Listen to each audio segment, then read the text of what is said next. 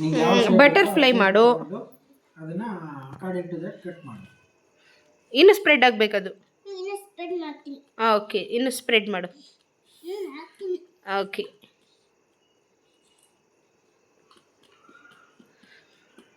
Okay. ಈಗ star ತಗೋ. Star ಎಲ್ಲಿದೆ ನೋಡು. ಇದೆ. ಅದು ಆಲ್ರೆಡಿ ರೆಡಿ ಮಾಡಿರೋದು. ಇನ್ನೊಂದು ಸ್ಟಾರ್ ಎಲ್ಲಿದೆ ನೋಡಿ ಇಲ್ಲಿ. ಇದಾ? ಹಾಂ, ಅದು ತೊಗೊಂಡು ಸ್ಟಾರ್ ಒತ್ತು ಅದ್ರ ಮೇಲೆ ಪ್ರೆಸ್ ಮಾಡು. ಉಲ್ಟಾ ಉಲ್ಟಾ ಉಲ್ಟಾ ಉಲ್ಟಾ.